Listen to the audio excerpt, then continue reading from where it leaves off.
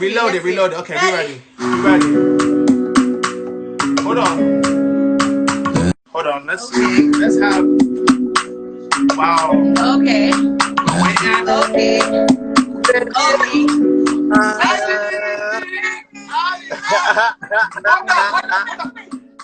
It's Switch on the track again.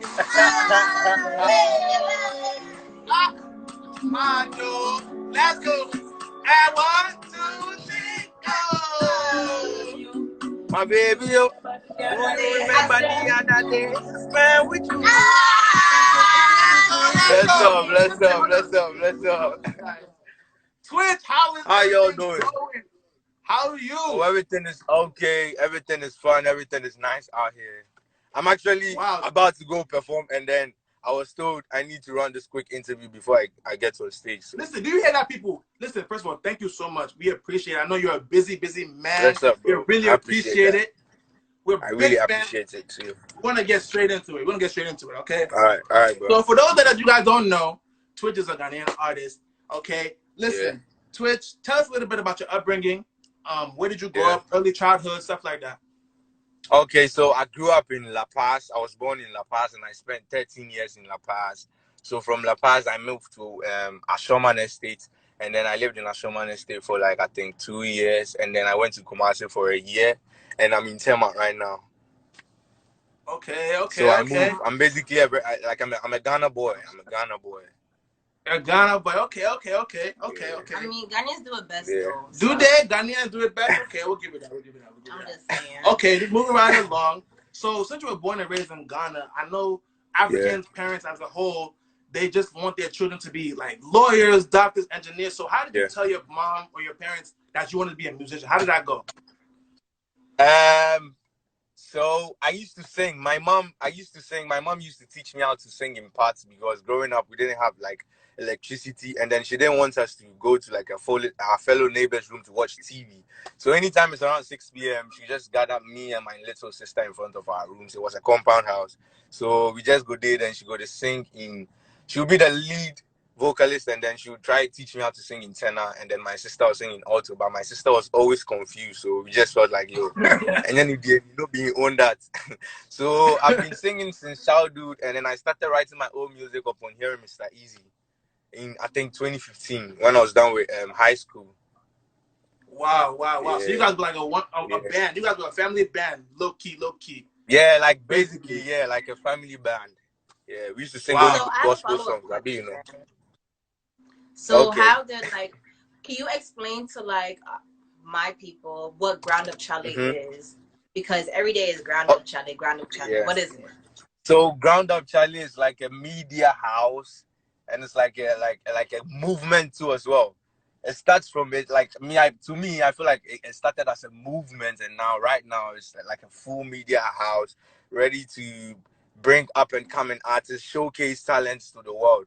And then right now, I think the main focus is on Ghana right now. And then we have so many artists in Ground Up Charlie. So it's like a platform we up and coming musicians out here use to come outside. Like it's like our GRM, something like that. Let's say our Grime Daily. So Ground Up Charlie is like a whole movement out here. And then bless up for Ground Up Charlie for putting a lot of us on. It's grr to the top. Yes, sir. I like it. So when did you see like an increase in your popularity in your career? When did you just see everything start going like this? When did you say Twitch don't blow? When did that happen? Oh, me, I no blow still, but when I see people started mention me a lot for Instagram and all of that was when I made the freestyle for Take Your Something. That's my first song. We went to shoot this studio session. Yeah. So I made that freestyle, and then the next morning I was in the university at then. I think I was in level 100 or level 200 the second year, and then before we go bath, we fetch water for outside for an Napolitan, see the taps know the flow. So I was in my towel holding my bucket, going to fetch water, and then head straight to the bathroom to bath and go for my lectures. And then all of a sudden, some guy just pulled up on me and he was going crazy, even amazed at the fact that I was in towel. This guy who was doing freestyle, and which made him go crazy in his room, was in towel, and then he was seeing him in person. So from then, I just felt like, yo, it be like people actually they like the thing. So I ran straight back home. That's ground up Charlie, and I told them, yo, this be what they happen for campus. So before continuing and not doing them. Yeah. So did that motivate you to kind of just go and start writing more music like ASAP? Did that make you like excited inside? Did that make you like surprised? Yeah, it did a lot because my mom was so against it. So sometimes I just felt like, what if the music didn't pick? What if, because my family we are really me I believe we are really bookworms. And me I'm no book wow, but because of the music, my education was going down the hill. So I was I was scared, and then when I started seeing improvements, I was trying so hard to let my mom know that, yo, this is what your son has chosen and this is what he wants to do. So I was just always showing my mom, people are fucking with me. Why can't you also tell me you can support me and all of that? And then she was still against it till she got to America. And then she said she went to this African store and she saw my video playing on one of them TVs. And then she called me and was like, oh, that's my son, that's my son. So since then, I think she has been cool. Yeah, definitely. African parents kind of want to see the end product. They want to see like you making the money, making the popularity. That's when they want to like that's what accept it. You know. Yeah. That's dope. So who's an artist that you want to collaborate that you haven't collaborated with already? Dead or alive, American, UK, African? For now, I would love to collaborate with a lot of people. I'm still collaborating with more people I used to look up to.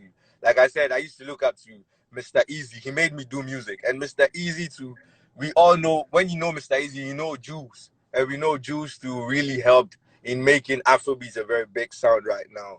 And then it's a dream come true working with people like this right now. We even have a song which is out. And then I'm still working with people I used to look up to. The list is very long. So like I said, I'm still working, but for now, I'm grateful for where we are. Wow, that's awesome. That's awesome. That's awesome. So kind of like switching gears a little bit. There's a lot of stuff going on in Africa, as you know, like Nigeria and SARS, Congo exploitation of kids, and Ghana even like child trafficking. So what is your take on that? How do you feel about what's going on?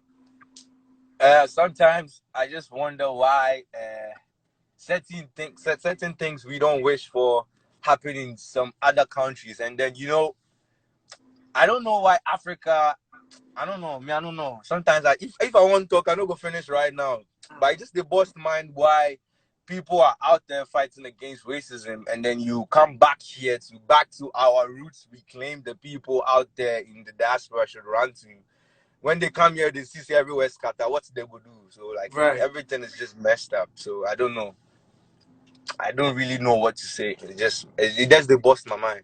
So what do you think is like the solution? What can we do as Africans to continue to push the conversation forward? Like, what do you think? We are still doing it. We are trying to make like the people, our leaders know that we are not comfortable. And then right now our biggest tool is social media. So we are still going heavy, and then we are trying to create awareness like as much as possible. So we are still doing it. Nobody say we don't do anything, but what we do, like for example, the NSAS and then the Congo is bleeding.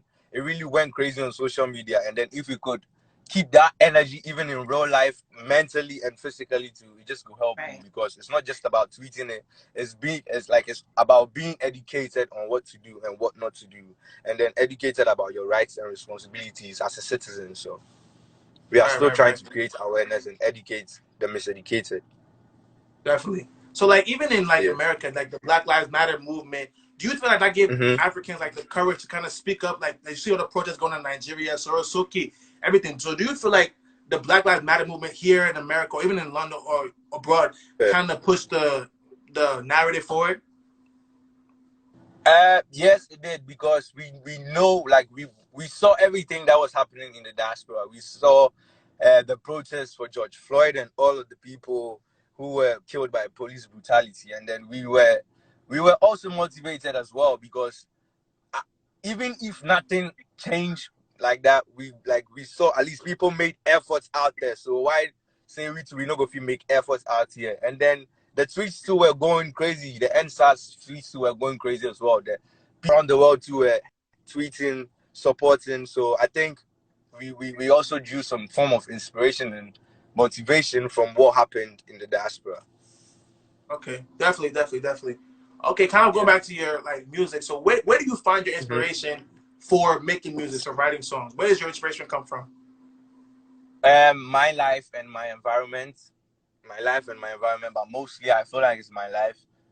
And for now, I'm in a phase where I have a lot to say, so more is from We're my ready to life. hear. Yeah. We are ready to hear.